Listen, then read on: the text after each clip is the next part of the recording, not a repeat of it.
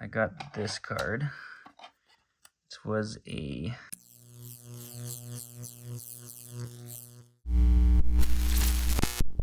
Hello and welcome to the second PSA return video. Got some more Shiny Treasure EX and some other various cards and a couple bangers that I cracked from another grading company, which I'll show you in a bit. So we're just gonna start with some of these pre-order promos from the Japanese Detective Pikachu returns.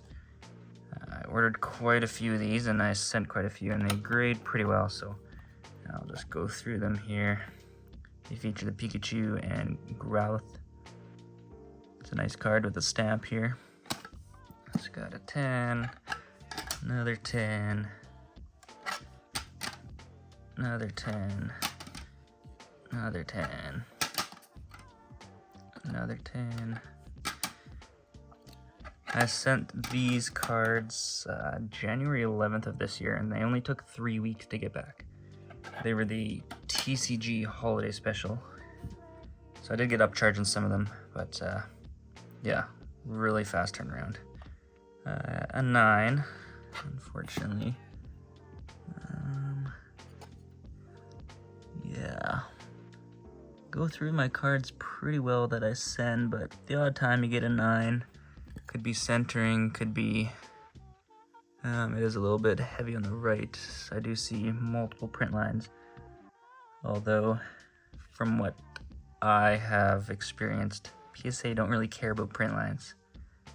So, I mean, yeah, there is like 4 or 5 print lines I can see. But I've sent I've sent thousands of cards, and most of the time they don't care about print lines, at least in these full art cards. There's a 10, there's a 10, so that's good. Now here's a very popular art. It came as a ETB promo in English, but it's worth quite a bit in the Japanese, especially in a PSA 10, and it's just a very nice card, and by a very popular artist, Arita. He did the original base set Charizards and many other cards. He's a very well-known artist, and I can see why. So we got a 10, another 10, another 10, another 10. Oh, here's the big bad boy Charizard stained glass. A lot going on in this card. It's got a 10, and a 10, and a 9.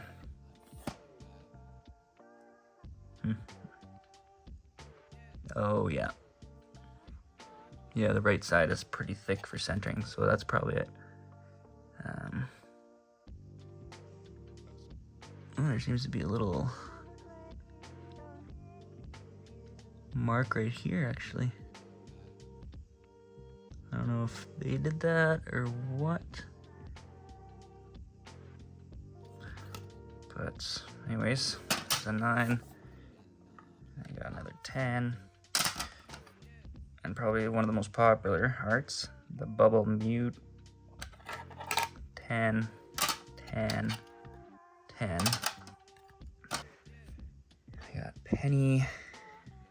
One single Penny special art. I think I ordered maybe 4 of these, and they're all just very bad centering. Like, this was the best centering, and I mean, even then it's pretty right side heavy. And as you can see, there are multiple print lines. In the right light, you can see them. I mean, there's one right there. Yeah, it's a 10. Gotta love the baby shinies. First introduced in Hidden Fates, which was 2016.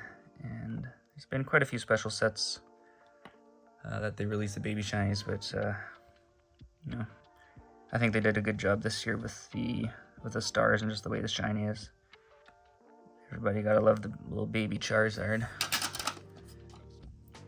other known as Charmander. Okay.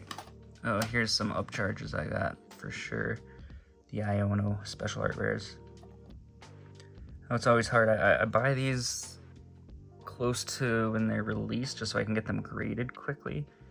But so the downside is, you know, the prices I pay are quite high, and then they usually go down, but then I, you know, get them graded sooner. So yeah, it's a catch-22 with these. But we got a 10, a 9. It's unfortunate these 9s are selling for like half the price of what a raw one is, which doesn't really make sense to me. I think a 9 should be selling for close to raw price. 10. Some more of these. They're quite cheap. So I've ordered a bunch, and they're honestly, the quality is very good. There's a 9, 10, 10. What else? We got another 10. Here was some I ordered with this batch. Just this and a 10 was selling very well, so I think I ordered 3 of those. So the Roaring Moon, it is a nice alt art. So I got 1, 2, and 3 10s. The single random English card here, Crown Zenith. I've opened a ton of Crown Zenith, and the quality for Crown Zenith is quite good. I just ordered a ton of the reprint of the ETBs, and the quality is very well. Hardly any whitening, or the only issues really are centering. And I don't know, Crown Zenith is honestly a really fun set to open.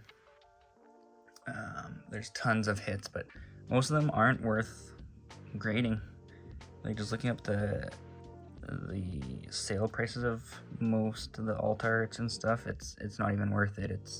It's better to sell it raw, even though, like, I know I've kept a lot that I know would get 10s, but after grading and shipping and waiting for it to get back, it's just better to sell raw. That's what I found, at least. And okay, here's a couple bangers that I got, so I'm gonna show you. I think, okay, so from PWCC I got this card.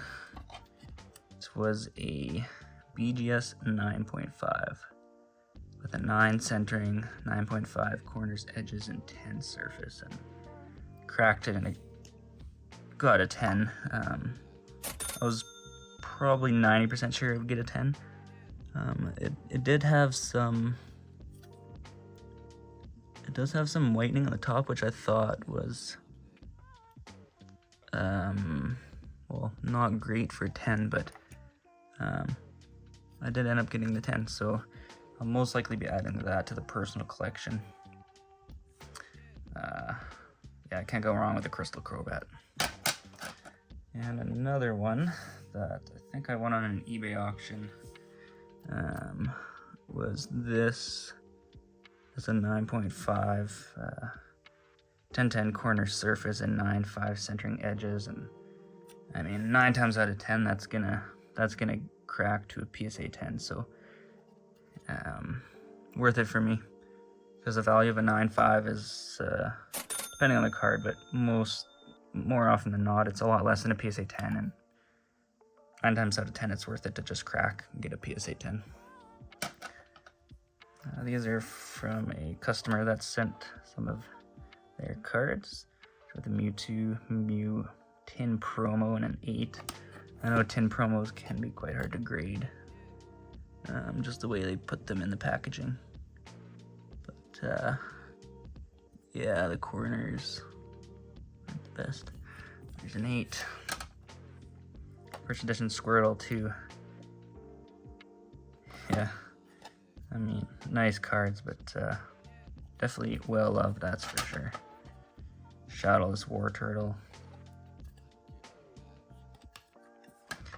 Base Hit Blastoise 6.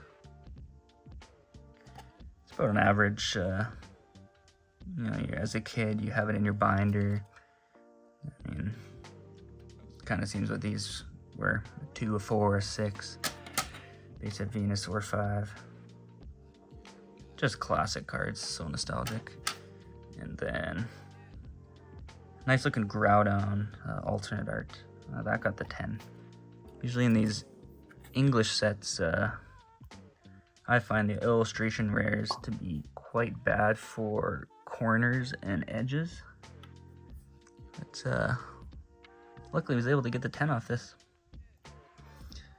That's it for today. Thanks for tuning in. Until next time, peace.